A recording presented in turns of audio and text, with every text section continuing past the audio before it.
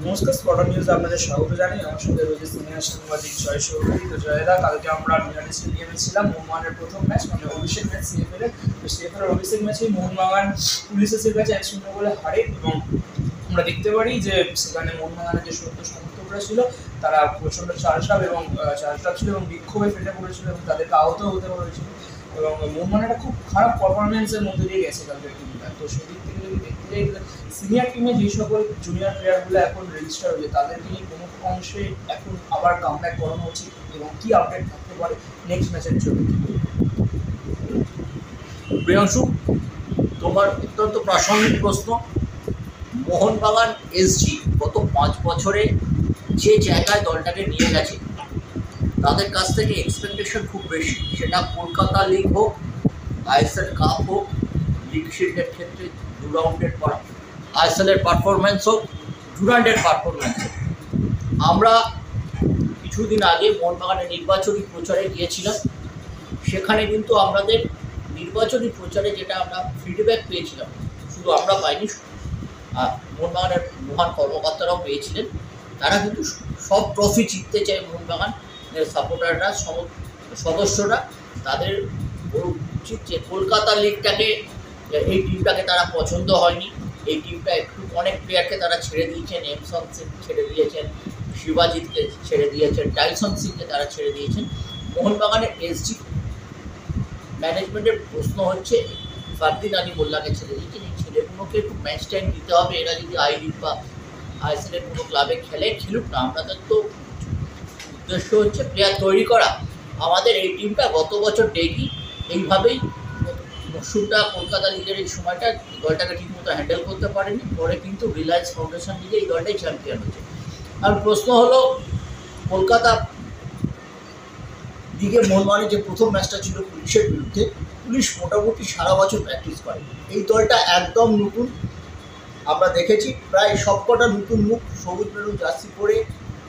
এরা এর আগে কোনো দিন খেলেনি। টিমটা একটু নার্ভাস ছিল। আর মাত্র 14-15 দিনের প্র্যাকটিসে এরা নেমেছে, এবং 14-15 দিনের প্র্যাকটিসে করতে গিয়েও এরা দুবেলা প্র্যাকটিস প্রি সিজনের জন্য যেটা দরকার হয় সেটা করতে পারেনি। প্রথম সমস্যা হচ্ছে মাঠ হচ্ছে এমন একটা সমস্যা। আজকে মোহনবাগান কলকাতা লিগে খেলছে, কিন্তু আজকে মোহনবাগানের প্রায় উদ্বাস্ত হয়ে যাওয়ার মতো অবস্থা। হকি মাঠটা ছাড়ে 15ই মের মধ্যে। আগে আমরা দেখতাম হকি সিজন শেষ হলে একটা জোড়া তাপ্তি দিয়ে কাজ হয়ে মোহনবাগান মাঠে আবার ফুটবলটা চলে আসতো, প্র্যাকটিস শুরু করে দিত। কিন্তু মোহনবাগান এসজি বলছে, যেখানে আমার সিনিয়র টিম প্র্যাকটিস করবে যে মাঠে, যেখানে এত তাদের পেমেন্ট, রবসনের মতো প্লেয়ার আসছে, যে প্রায় তাদের প্লেয়ার্স পেমেন্টটা যেখানে গিয়ে দাঁড়াচ্ছে, প্রায় তারা 70 কোটি 75 কোটি খরচা করছে গোটা সিজনের জন্য। সিনিয়র টিমের জন্য তাদের টোটাল বাজেট, থাকা খাওয়া যাতায়াত ভাড়া নিয়ে যেখানে 45 কোটির টিম, সেখানে আমি জোড়া কাপি দিয়ে মাঠ করবো না। আমি দরকার হলে 25-30 লাখ টাকা দিয়ে মাঠ যখন আমি ঠিক করছি, আমি নির্দিষ্ট সময় 5-6 সপ্তাহ লাগবে। সেই জন্য মোহনবাগান মাঠে এখন প্র্যাকটিস হচ্ছে না। যেটা আজকে আমরা দেখেছিলাম,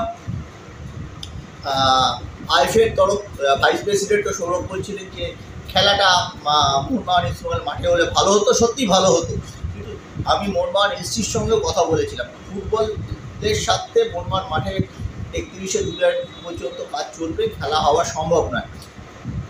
সেনাবাহিনীর টুর্নামেন্ট শুরু হবে 22 তারিখ। যদিও সেনাবাহিনীর তরফে যারা মিডিয়ার সাথে যোগাযোগ রাখছে তারা বলছে 23শে জুলাই শুরু হবে, কিন্তু সেই 23শে জুলাই যে শুরু হবে, সেনাবাহিনী আজকে থেকে কলকাতা সল্টলেক স্টেডিয়ামে যে মাঠটা ছিল সেই মাঠটা তারা নিয়ে নিয়েছে, দুটো প্র্যাকটিস গ্রাউন্ড নিয়ে নিয়েছে। ফলে মোহনবাগানকে যেতে হচ্ছে, কোথায় যেতে হচ্ছে না, নিউ টাউনে, যেটা সেন্টার অফ এক্সেলেন্সের মাঠে। সেখানে কিন্তু মোহনবাগান ঘাসের মাঠ পাচ্ছে না। সেখানে ঘাসের মাঠ দুটো রিনোভেশনের কাজ চলছে, সেই ঘাসের মাঠেও অবস্থা খারাপ। এবার তাই জন্য তাদের একটা কৃত্রিম টাফে দেওয়া হচ্ছে। কৃত্রিম টাফে প্র্যাকটিস করে মোহনবাগানকে খেলতে হবে কলকাতা লিগে। সেনাবাহিনী এখানে এত তাড়াতাড়ি কেন মাঠ নিল? গভর্নমেন্ট মাঠটা দিয়ে দিয়েছে, মাঠটা গভর্নমেন্ট, কিন্তু সেনাবাহিনী চেয়েছে, গভর্নমেন্ট দিয়ে দিয়েছে। এটা পুরো চাপ এবং পাল্টা চাপের খেলা হচ্ছে। আজকে মোহনবাগান ফুল টিম নামানোর জন্য সেনাবাহিনীর তরফে মোহনবাগানের পূর্বতন সচিব ছিলেন তখন দেবাশিস দত্ত, দেবব্রত সরকার, কামারউদ্দিন ছিলেন, কার্যনির্বাহী প্রেসিডেন্ট ভাবরাজ করিকে তাদের ডেকে বলেছিল ফুল টিম নামানো হবে, কিন্তু ফুল টিম নামাতে গেলে আইএসএল কবে শুরু হচ্ছে আমরা কেউ জানি না। ডুরান্ডে ফুল টিম আনতে গেলে যে খরচাটা বেড়ে যাচ্ছে, তাদের তো মাঝখানে মনে করুন যদি আইএসএল এখন শোনা যাচ্ছে অক্টোবরের শেষে কিংবা নভেম্বরের ফার্স্ট উইকে শুরু হবে, ডুরান্ড হচ্ছে জুলাই মাসে, তাদের মধ্যে কোনো টুর্নামেন্ট নেই, তাদের অতিরিক্ত অর্থ দিতে হবে, সেই জন্য তারা বিদেশি প্লেয়ার আনতে চাইছেন না। অনেক কটা ফ্যাক্টর কাজ করছেন, কেন এক্সটেন্ডেড হতে চলেছে মরশুমটা, এপ্রিল ছাড়িয়ে মে মাসেও চলে যেতে পারে যদি দেরি করে আইএসএল শুরু হয়, যার সম্ভাবনা বেশি। আইএসএল কিন্তু হবে, আমরা কখনো বলিনি আইএসএল হবে না, মোহনবাগান তো সেই জন্য টিমটা করছে। তো ডুরান্ডটা যেন পিছিয়ে দিলে মোহনবাগান ইস্টবেঙ্গলের পক্ষে সুবিধা ছিল, কারণ ডুরান্ড তো প্রিপারেটরি টুর্নামেন্ট ছিল আইএসএলের জন্য।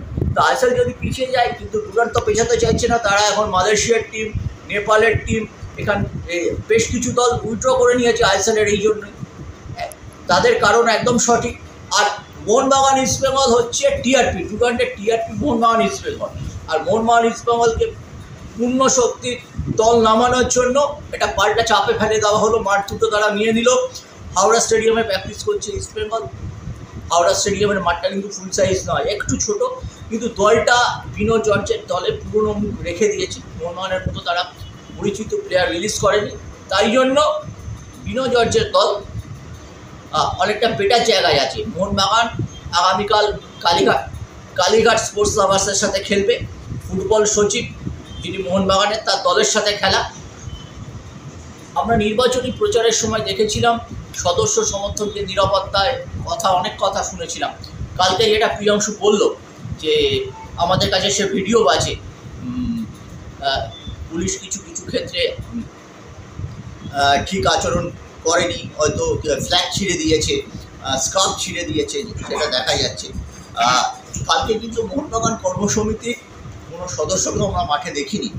মোহনবাগান এত নির্বাচনী প্রচার হলো, যারা পদাধিকারী আছেন, সভাপতি, সচিব, তারা অন্য কাজে ব্যস্ত থাকতেন। সচিবের মিটিং ছিল সিএবিতে কালকে। সব কথা মনে রেখেও ভাবছি যে সদস্য সমর্থকদের যে গ্যালারিতে থেকে কিছুটা নিরাপত্তার ব্যবস্থা করা, এসজি সঙ্গে কাঁধে কাঁধ মিলিয়ে পুলিশের সাথে কথা বলা, এটাও কিন্তু মোহনবাগান এক্সিকিউটিভ কমিটির কোনো সদস্যকেই কিন্তু আমরা মোহনবাগান মাঠে দেখা যায়নি। প্রিয়াংশু, এইটা নিয়ে তোমাদের ওখানেও চর্চা হয়েছিল যে ওখানে কোনো রকমভাবে মানে শৃঙ্খলার ঠিক করে দেখা যায়নি, এবং মোহনবাগান এসজির যে সদস্য সমর্থকরা ছিল, তাদের সাথেই একসাথে পুলিশের সমর্থকরাও বসেছিল, তার জন্য এরকম একটা জোটালা এবং এরকম একটা বিশৃঙ্খলা পরিস্থিতি তৈরি হয়েছে। মিক্সড গ্যালারিতে এই খেলাটা দুটো সাইডে ছিল না। এটাও কিন্তু একটা বড় পয়েন্ট, যেটা একই গ্যালারিতে দুটো দলের একই সমর্থকরা পাশাপাশি বসে খেলা স্টার্ট হয়েছিল, এবং গোল করার যখন প্রথম গোলটি পুলিশ এসে করে তখন তারা উল্লাসে ফেটেও পড়েছিল, কিন্তু সেই ক্ষেত্রে কোনো রকম বিশৃঙ্খলা সৃষ্টি হয়নি। সৃষ্টি হয়েছিল বিশৃঙ্খলাটা ঠিক খেলার শেষে, যখন শেষ বাঁশিটা বাজে, তারপরেই এরকম অ্যাকচুয়ালি পুলিশের সমর্থক, যারা পুলিশ ছিল, যারা কর্তব্যরত অবস্থায় গিয়েছিল, তারা তাদের দলকে সমর্থন শুরু করে। হ্যাঁ, এটাই ছিল আপডেট। এর মধ্যেই কৃত্রিম টার্ফে প্র্যাকটিস করে কালীঘাট এসএলের সাথে খেলতে নামবে মোহনবাগান, এটাই ছিল সবচেয়ে বড় খবর। পুরো সম্পূর্ণ আপডেট দল নিয়ে, নমস্কার, সঙ্গে থাকুন, দেখতে পাবেন স্পট অফ নিউজ।